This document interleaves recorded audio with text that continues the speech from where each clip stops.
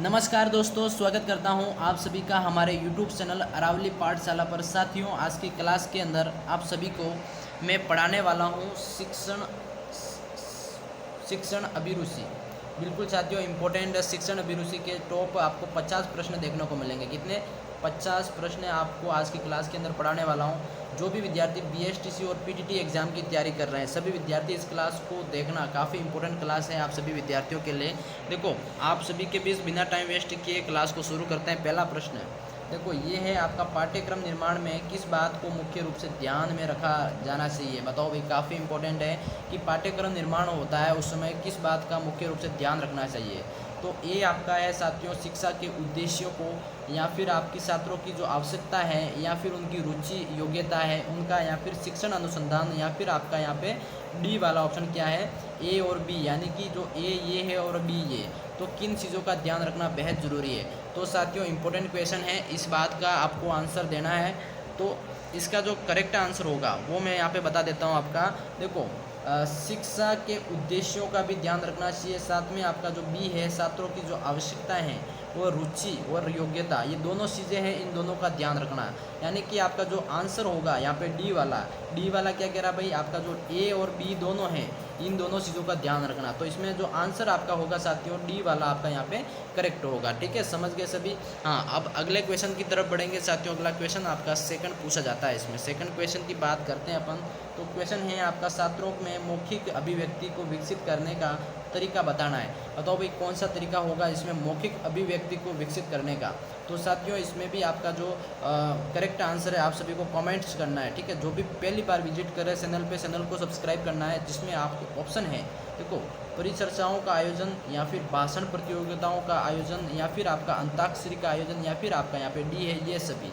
तो साथियों, मेरे हिसाब से देखो, आप यहाँ पे मौखिक अभिव्यक्ति है, यानी कि बोलने की जो अभिव्यक्ति बात हो रही है यहाँ पे, तो परिचर्चाओं पर जो आयोजन होगा इसका भी ध्यान रखना चाहिए, आयोजन करना चाहिए। बी, भाषण प्रतियोगिता और अंताक्षरी, जिसमें क्या होगा, विद्यार्थी छात्र जो भी होगा, मतलब आगे बढ़ के भाषण, अपने मौखिक अभिव्यक्ति को विकसित कर पाएगा।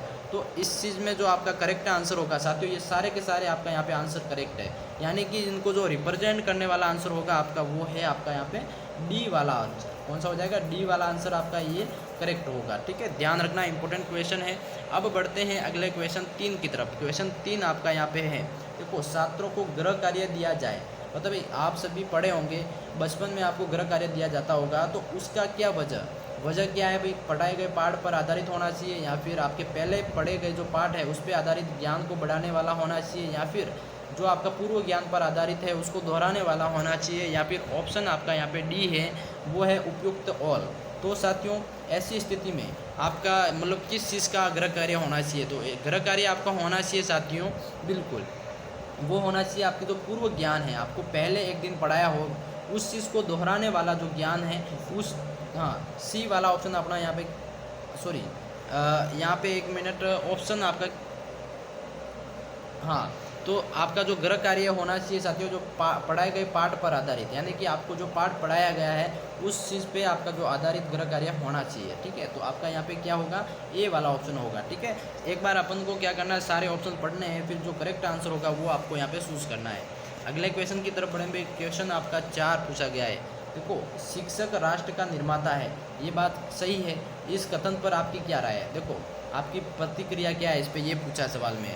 तो बिल्कुल ये एक आदर्श वाक्य है, या फिर शिक्षकों के जो कुछ भ्रष्ट नेताओं के आगे जो शिक्षकों की कुछ नहीं चलती, यह वास्तविकता है, क्योंकि शिशु आगे चलकर राष्ट्र की सक्रिय में भूमिका निभाते हैं, या इनमें से कोई नहीं? तो बिल्कुल साथियों, इसमें जो करेक्ट आंसर होगा वो आपका जो होगा वो है आपका सी वाला ऑप्शन। क्या है सी वाला ऑप्शन भाई? ये आपका जो यह वास्तविकता है कि शिशु जो है वो आगे चलकर एक अच्छे राष्ट्र की जो सक्रिय भूमिका वो निभाते हैं। तो अपना यहाँ पे क्या है, सी वाला ऑप्शन आप सभी को लॉक करना है, इम्पोर्टेंट आपका राइट होगा। अब बढ़ते हैं क्वेश्चन आपके 5 की तरफ। क्वेश्चन 5 है, देखो, क्वेश्चन में बढ़ने से पहले आप सभी को रिक्वेस्ट है, चैनल पे पहली बार विजिट कर रहे हैं तो चैनल को सब्सक्राइब करो इस पर। ठीक है, शिक्षण की सबसे कमज़ोर विधि कौन सी है भाई? शिक्षण की सबसे कमज़ोर विधि कौन सी है? तो आपकी है साथियों ये डी वाली। कौन सी है? डी वाली, पाठ्य पुस्तक विधि। याद रखना, यहाँ पे पाठ्य पुस्तक विधि जो आपकी क्या है, सबसे कमज़ोर विधि है। ठीक है, इंपॉर्टेंट। अगले क्वेश्चन की तरफ बढ़ें भाई। क्वेश्चन आपका यहाँ पे पूछा गया है 6 वाला। प्रश्न से आपका पूछा गया, काफ़ी इंपॉर्टेंट ये है, विद्यालयों में जो पर्यावरण शिक्षा से आपका अभिप्राय है, यानी कि पर्यावरण शिक्षा से आप क्या समझते हैं, बताओ। क्वेश्चन 6 का आंसर देना है। तो साथियों देखो, पर्यावरण को दूषित करने से बचाया जा सकता है, यानी कि आपके क्लास के अंदर एक ऐसी बुक होती होगी पर्यावरण शिक्षा के बारे में, जिसमें आपको पढ़ाया जाता है कि पर्यावरण को दूषित होने से कैसे बचाया जा सकता है। तो ये आपका इसमें मतलब होगा, यानी कि बी ऑप्शन क्या है आपका यहाँ पे राइट होगा, ठीक है, ये ध्यान रखना। अगले क्वेश्चन की तरफ बढ़ेंगे भाई, आप सभी के सामने अगला क्वेश्चन है आपका, जो प्रौढ़ शिक्षा किन व्यक्तियों के अधिकार में होनी चाहिए। प्रौढ़ शिक्षा की बात हो रही है, तो ये किन व्यक्तियों के हाथ में होनी चाहिए, किन के अधिकार में होनी चाहिए। क्वेश्चन 7 का आंसर दो।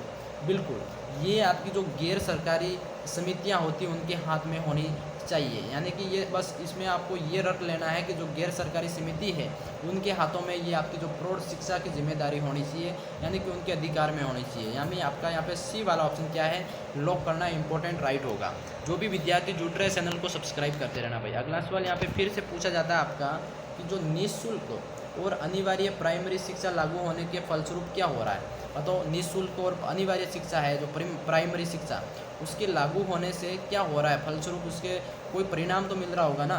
तो परिणाम क्या है साथियों, उसका परिणाम है आपके जो देखो बालकों में जो साक्षरता है, जो अनपढ़ से पढ़ाई की ओर लोग बढ़ रहे हैं, और ग्रामीण क्षेत्रों में जो मतलब शिक्षा पे कम ध्यान दिया जाता था वो बढ़ रहा है, ठीक है। इसी तरह आप देश में जो साक्षरता है वो बढ़ रही है। तो यानी कि आपका जो करेक्ट आंसर होगा आपका यहाँ पे साथियों डी वाला ऑप्शन, यानी कि ये सब चीज़ें इससे फ़ायदा हो रहा है, ठीक है। किससे भाई, एक तो निःशुल्क शिक्षा और अनिवार्य प्राइमरी शिक्षा से, ये ध्यान रखना।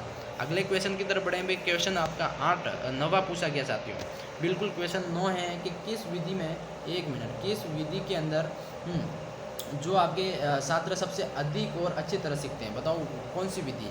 बिल्कुल साथियों, क्वेश्चन है आपका मतलब किस विधि के अंदर बच्चे सबसे ज़्यादा सीखते हैं। तो प्रैक्टिकली बात है, आप सभी कोई विद्यार्थी को कोई सवाल दो, जब तक विद्यार्थी स्वयं नहीं करेगा, स्वयं इस सवाल पे ज़्यादा मतलब प्रैक्टिस नहीं करेगा, तब तक वो अच्छे से नहीं सीख पाएगा। तो आपको यहाँ पे कहने का मतलब है कि जो विद्यार्थी कमज़ोर हैं उनको अगर आप आंसर देते हो तो वो स्वयं एक चीज़ को सीखेगा, करेगा, और जिससे क्या है वो अधिक और अच्छी तरह से सीख पाएगा। यानी कि आपका यहाँ पे बी वाला ऑप्शन यहाँ पे लॉक होगा, ठीक है। इंपॉर्टेंट क्वेश्चन है। अगले क्वेश्चन की तरफ बढ़ेंगे भाई। क्वेश्चन आपका 10 इंपॉर्टेंट है, ये है देखो, शिक्षा तभी सार्थक होगी जब, भाई कैसे, देखो शिक्षा सार्थक तभी होगी जब आपका जो टीचर का मेन फोकस होना चाहिए छात्रों पर केंद्रित होना, यानी कि छात्र केंद्रित होनी चाहिए शिक्षा, तभी आपकी जो शिक्षा है वो सार्थक होगी।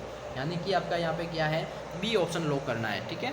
हाँ, अगले क्वेश्चन की तरफ बढ़ेंगे भाई। क्वेश्चन आपका यहाँ पे अगला क्वेश्चन आपका 11वां पूछा जाता है, बहुत ही इंपॉर्टेंट क्वेश्चन है। एक मिनट, क्वेश्चन काफ़ी बड़ा है आपका।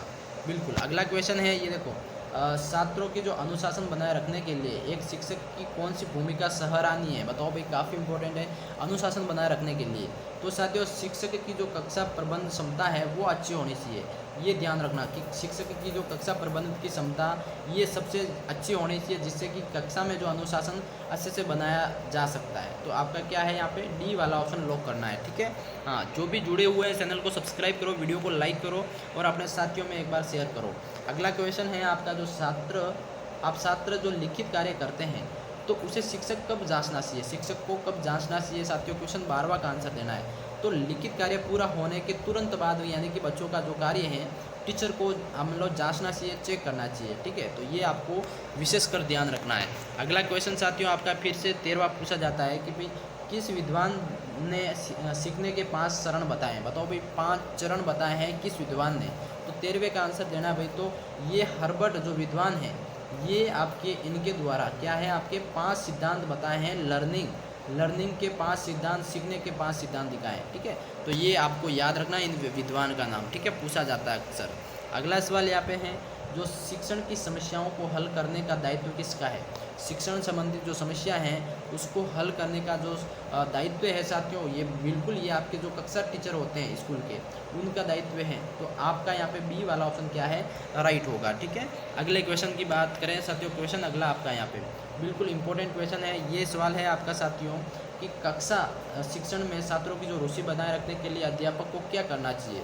मेरे प्यारे साथियों, कक्षा में जो बच्चों की जो रुचि है वो बनाए रखने के लिए टीचर को करना चाहिए कि जीवन के अंदर जो उदाहरणों का भरपूर प्रयोग, यानी कि जो एग्जाम्पल शेयर करने चाहिए, छात्रों को चर्चा पर जो भरपूर अवसर देना चाहिए, छात्रों को भी बोलने का मौका देना चाहिए, और जो शिक्षण सामग्री है उसका खूब से खूब ज़्यादा से ज़्यादा प्रयोग होना चाहिए। यानी कि जो कहने की बात है, यानी ये सब चीज़ें होनी चाहिए, यानी कि आपका यहाँ पे क्या है, डी वाला ऑप्शन लॉक करना है। ठीक है, हाँ। इसी क्रम में अगला सवाल यहाँ पे आपका 16वां पूछा जाता है भाई।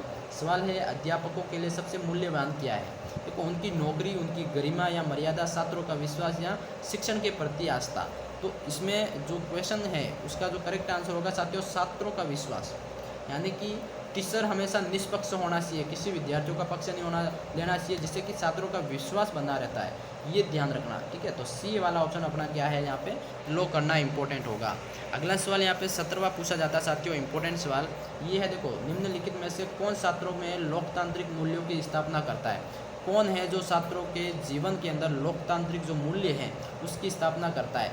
तो साथियों 17वें का आंसर है, देखो, खेल के जो मैदान है, खेल के मैदान आपने देखा होगा, बहुत सारे विद्यार्थी खेल के अंदर जो सीखते हैं उससे क्या लोकतांत्रिक जो मूल्य है उनकी स्थापना होती है। बिल्कुल साथियों, वहाँ से उनको जो समझ है वो और ज़्यादा विकसित होती है। तो डी वाला ऑप्शन आपका यहाँ पे राइट होगा भाई। अगला क्वेश्चन आपका 18वां इंपॉर्टेंट है। सवाल है आपका, जो शिक्षक की योग्यता एवं आचरण का सबसे अच्छा मूल्यांकन करते हैं? बिल्कुल, शिक्षक की योग्यता एवं आचरण, यानी कि आप टीचर हैं, आपकी योग्यता और आचरण का सबसे अच्छा मूल्यांकन कौन करेगा? आपका हेडमास्टर तो नहीं कर सकता। आपके शिष्य की बात करें तो लगभग कर सकते हैं, सम्राट लोग नहीं कर सकते, विशेषज्ञ नहीं कर सकते। आप सबसे ज़्यादा टाइम शिक्षक हैं तो बच्चों के साथ बिताएंगे, तो यानी कि आप जो शिष्य होंगे, हाँ, वो शिष्य है जो आपकी पहचान करेंगे कि सर आप अच्छा पढ़ाते हैं, आपका व्यवहार अच्छा है, आपकी योग्यता अच्छी है, आप बच्चों से पता कर सकते हैं। ठीक है, तो ये ध्यान रखना। अगला सवाल यहाँ पे 19वां पूछा जाता है, काफ़ी इंपॉर्टेंट सवाल है अपना 19 के, जो शिक्षक का जो मूल कार्य क्या होता है? शिक्षक क्यों बनता है? उसका मूल कार्य क्या होता है कि अध्ययन के लिए एक अनुकूल जो वातावरण है वो तैयार करना। यानी कि आप क्लास के अंदर हैं, वहाँ ना तो अच्छा वातावरण है, ना अच्छा आप अनुशासन बना रख रहे हो, तो वो मूल कार्य नहीं होगा। इसलिए एक टीचर का मूल कार्य जो बताया गया है वो है अनुकूल वातावरण तैयार करना अध्ययन के लिए। ये सबसे मूल कार्य होता है टीचर का। तो ये सी ऑप्शन अपना यहाँ पे क्या है, लॉक करना भाई। अगला और लास्ट क्वेश्चन आपका यहाँ पे 20वां सवाल है साथियों, प्रतियोगिता से एक उत्तम गुण का विकास होता है, वो कौन सा है? बताओ भाई। प्रतियोगिता जो होती है, खेल प्रतियोगिता हो गई, सांस्कृतिक प्रतियोगिता हो गई, भाषण प्रतियोगिता हो गई, तो उससे क्या उत्तम गुण विकसित होते हैं? क्या होते हैं? उत्तम गुण विकसित। तो वो किस चीज़ से जो होते हैं, यानी कि देखो, लक्ष्य ऊंचा प्राप्त करना, यानी लक्ष्य ऊंचा रख सकते हैं, यानी कि विद्यार्थी उसमें कंपटीशन में भाग लेते हैं, पराजय को जो खुशी खुशी स्वीकार करने की जो क्षमता होती है विद्यार्थियों के अंदर वो भी आती है। ठीक है, बिल्कुल। और काम पूरा करके ही दम लेना है, जिससे विद्यार्थियों के अंदर एक वो भावना पैदा होती है कि भाई कोई काम उनको दिया जाता है तो वो पूरा करके ही चैन से सांस लेते हैं। एक उनके अंदर जो जिम्मेदारी कह सकते हैं, नेतृत्व का जो गुण है वो विकसित होता है। और ये सभी, यानी कि आपके जो जितने गुण यहाँ पे मैंने पढ़ाए हैं, ये सारे के सारे गुण विकसित होते हैं प्रतियोगिता से। तो आपका यहाँ पे क्या है, डी वाला ऑप्शन यहाँ पे राइट होगा। इंपॉर्टेंट क्वेश्चन है। टॉप आपको यहाँ पे मैंने 20 क्वेश्चन करवाएं। कितने? 20 क्वेश्चन करवाएं शिक्षण अभिरुचि के। तो साथियों, इस क्लास को अपने साथियों में शेयर करना, पूरा देखना, एंड तक देखना। चैनल पे पहली बार विजिट कर रहे हो तो चैनल को सब्सक्राइब जरूर करना। आपको कौन सी किस तरह की क्लासेस देखना पसंद है, वो क्लासेस का इस नीचे कमेंट सेक्शन में बताना। भाई आपको रीजनिंग क्लास चाहिए, हिंदी चाहिए, या फिर राजस्थान जीके चाहिए, वो सब कमेंट करना। बिल्कुल, आप सभी के लिए एग्जाम होने तक सारी क्लासेस लगाई जाएगी। चैनल को सब्सक्राइब कर लेना। मैं मिलता हूँ नेक्स्ट क्लास में, तब तक के लिए जय हिंद, जय भारत दोस्तों।